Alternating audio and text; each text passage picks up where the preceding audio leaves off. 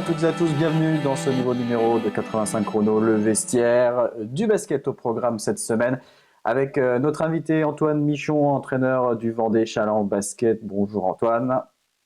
Bonjour. On va revenir avec vous dans quelques instants sur la belle victoire du VCB samedi soir à Saint-Michel-Vrigno face à Vitré, troisième victoire consécutive. Mais avant cela, on va s'intéresser à quelques autres informations sportives et notamment du football, le 8e tour de la Coupe de France et l'équipe des Herbiers qui connaissent son adversaire. Ce sera le Stade Lavallois, équipe de nationale. Et le match aura lieu ce mardi à 13h30 au Stade Massabielle. Match une nouvelle fois à huis clos, bien sûr. Autre information football, elle concerne Foot Océane, la 16e édition de ce grand rassemblement de jeunes footballeurs sur la plage de Saint-Jean-de-Mont est annulée pour cette édition 2021. Environ 5000 jeunes devaient se réunir le 12 juin à Saint-Jean-de-Mont. Et puis, en ce qui concerne le cyclisme et la 27e édition de la Bernodeau Junior International, elle était prévue le dimanche 21 mars. Les organisateurs ont annoncé qu'elle était reportée au dimanche 5 septembre. On revient donc au basket avec la Nationale 1 masculine, je le disais, victoire de Chaland samedi soir face à Vitré. Mais dans le même temps, l'équipe des Sables d'Olonne jouait également à domicile. C'était face à Toulouse à la salle Beauséjour. On va voir les images de cette rencontre avec une défaite pour les Sablais sur le score de 79-66. Un bon début de match pourtant des hommes de Guillaume Ponce qui sont devant à l'issue du premier quart-temps, 17-13. Et puis même 20-13 au début du deuxième quart-temps. Solide défensivement, les Sablais gardent l'avantage au tableau d'affichage, mais à la mi-temps, leur avance n'est plus que de 3 points, 36-33. Ça va sérieusement se compliquer au retour des vestiaires. Les Sablais se montrent maladroits au tir, ils perdent beaucoup de ballons. Et à l'inverse, les Toulousains montent en puissance et profitent des erreurs des Vendéens. Après 30 minutes de jeu, ce sont donc les visiteurs qui mènent au score 60-51. Et malgré la bonne prestation de Dylan Gana à hauteur de 24 points samedi soir, le LSVB ne parvient pas à redresser la barre dans le quatrième quart-temps. Au contraire, Toulouse va alourdir la note pour finalement s'imposer avec 13 points d'avance, 79-66. Sixième victoire en 7 matchs pour Toulouse.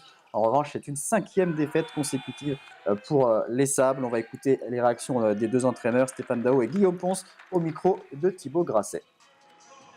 Donc nous, l'objectif, c'était de faire une première mi-temps où il fallait éviter qu'ils se remettent trop en confiance. Et je pense qu'on l'a réussi. Et en deuxième mi-temps, c'est vrai que plus le match avancerait, plus le doute s'installerait dans leur tête, puisqu'ils avaient vraiment besoin de ces points. Donc c'est ce qui s'est un petit peu passé. Et voilà, c'était pas un match avec de très hautes envolées offensives, mais je suis fier de mon équipe sur la défense qu'ils ont fait. Et après, c'est vrai qu'on a su gérer, trouver l'homme providentiel. Ça a été Mike Joseph, ça a été Victor Mopsus sur 2 tirs, c'était Adrien Timon, c'était Faisal Sarawi. En première mi-temps, on est cohérent, on encaisse une trentaine de points. Défensivement, on est cohérent et on a du rythme en attaque. On a su bien tenir le ballon, peu de balles perdues à la mi-temps. Voilà, la première mi-temps, elle est positive. Après, c'est sûr que en deuxième mi-temps, on a subi, on a raté beaucoup de paniers, même des petits paniers faciles. Quand on revient à 2 points, quand l'écart se crée, on rate des paniers faciles. Et puis voilà, progressivement, après on est une équipe en plein doute, les résultats sont pas bons. Et forcément, quand on commence à être moins bien, c'est compliqué. Voilà, donc défaite des Sables d'Olonne à domicile face à Toulouse. Antoine Michon, avant de s'intéresser à votre match face à Vitré, un mot sur cette équipe des Sables qui, comme le dit Guillaume Ponce, est en plein doute, 5 défaites consécutives. Écoutez, c'est toujours pareil, hein, quand une équipe doute un petit peu, il faut se recentrer, il faut retravailler. Je trouve que les Sables d'Olonne, c'est une équipe qui a été capable de faire de très belles choses. D'ailleurs, venir gagner chez nous, hein, en jouant un basket de qualité.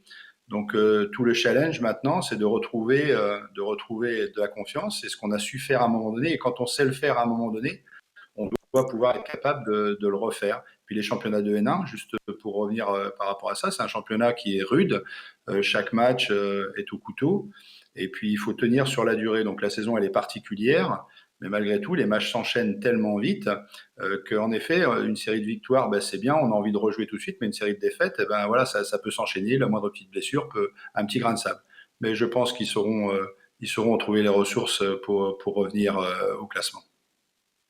En tout cas, vous, du côté de Challans, vous êtes sur une série de victoires. On va voir les images de ce match de samedi soir face à Vitré. Victoire 76-68 et match très disputé avec les trois premiers cartons, notamment 21-20 à l'issue des 10 premières minutes. À la mi-temps, vous menez d'un point seulement, 39-38. C'est encore serré après 30 minutes de jeu, 54-52. C'est dans le quatrième carton que vous faites la différence, ou un quatrième carton que vous remportez 22-16, donc pour une victoire de 8 points. Antoine, c'est un match qui s'est gagné sur la défense samedi soir. Ouais, je pense que c'est un secteur sur lequel on a progressé. Hein, mais bon, là aussi, c'est la vérité d'un match. Je trouve qu'on a un petit peu plus aussi de stabilité émotionnelle hein, au cours de nos derniers matchs.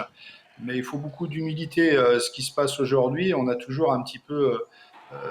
On peut penser que ça va perdurer, mais c'est fragile. Hein, je pense qu'aujourd'hui, notre équipe, elle est encore un petit peu sur une fragilité mentale en particulier. Mais si on garde cette assise défensive, c'est clair que ça nous permettra de continuer à évoluer et à progresser. Bon, il faut aussi, en même temps, il faut aussi avoir la capacité de mettre 80 points. Ça, c'est une évidence, mais je pense qu'on en a le talent. Maintenant, contenir les équipes à 70, 75 points, ça, c'était une autre paire de manches. On a évolué, au moins sur ce match. Bah, réponse, hein, les prochains matchs qui vont arriver et continuer à travailler là-dessus. On va écouter la réaction après ce match du coach de Vitré, Julien Cortet, micro de Sandrine Pelletier. Ils nous ont bien fait du jouer, ils ont resserré la raquette, on n'a pas moins fait bouger la balle que d'habitude. Voilà, après, on savait que c'était une très grosse attaque, on sait qu'ici, à Challans, c'est très compliqué de venir gagner, il y a une grosse équipe en face. Je pense qu'ils avaient à cœur de se racheter du match aller, ils ne l'avaient pas oublié. Nous non plus, les gars étaient prévenus. Voilà, on est bien dans le truc, on est avec eux tout le temps et à la fin, sur quelques petits détails, ils se détachent sur la fin de match. Et voilà, grosse prestation de leur américain, Thomas, qui a progressé. On avait fait une grosse impasse sur son tir au match aller. Là, l'idée, c'était. On savait qu'il shoot à 40% maintenant à 3 points, donc de ne pas le laisser tirer en rythme. Le problème, c'est qu'ils ont souvent 5 shooters sur le terrain. Donc les impasses, il n'y en a pas et il se retrouvait en bout de chaîne, il a mis des beaux tirs. Voilà donc la réaction du coach de Vitré. Vitré qui vous avait battu au match aller, 111-95. Et Vitré qui compte dans ses rangs un des meilleurs joueurs du championnat, Rob Turner, que vous avez réussi à neutraliser au moins en première mi-temps, ce qui termine à 18 points. Mais vous avez bien muselé quand même ce joueur de Vitré. Ouais, c'est un joueur qui a énormément de qualité. Hein, on sait qu'on ne peut pas l'empêcher de mettre une quinzaine de points, ça c'est évident, mais je pense qu'on les a surtout perturbés, ce que disait Julien, dans le rythme. Hein, on a cassé quelques actions. On a pu mettre par moment de la dureté, ce qui n'est pas notre force première. Et puis aussi l'adresse. Alors l'adresse à des moments importants, des fois ça aide aussi. Je veux dire à Angers, on a une adresse exceptionnelle. On met les tirs, voilà, on ressort la balle, on met les tirs à 3 points qu'il faut. Et ça, c'est lié aussi à la qualité des joueurs, bien évidemment, mais aussi à la confiance qu'on peut avoir, parce que ces mêmes tirs, on pouvait les avoir peut-être il y a 3 semaines en arrière et ne pas les mettre. Hein, donc, moi, je pense que c'est l'état d'esprit. Il faut qu'on garde cet état d'esprit de travail et entraînement.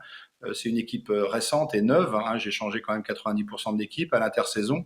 Donc, on s'expérimente petit à petit. Chacun trouve sa place au sein de l'effectif. J'ai rajouté aussi Karl Nkunku, hein, qui a rejoint l'effectif, qui nous donne aussi défensivement énormément d'impact. Il tire tout le monde vers le haut dans ce secteur-là. Et ça, c'est bien. Mais avoir un effectif de 11, à gérer, voilà, il faut savoir donner. Et puis, les minutes qu'on donne, même si c'est peu, c'est impactant. Et là, chaque joueur qui est rentré a apporté ces petites minutes avec un réel impact, que ce soit défensif, que ce soit offensif. Donc voilà, c'est une équipe qui était contre Vitré intéressante et voilà, à continuer, forcément. Alors après 3 défaites à La Rochelle, contre Rennes et à Tours, vous venez d'enchaîner 3 victoires à Tarbes, à Angers mardi dernier et donc ce samedi contre Vitré. Une belle série qui correspond aussi au retour d'Evan Thomas, le meneur, qui a encore été énorme samedi soir, 34 points.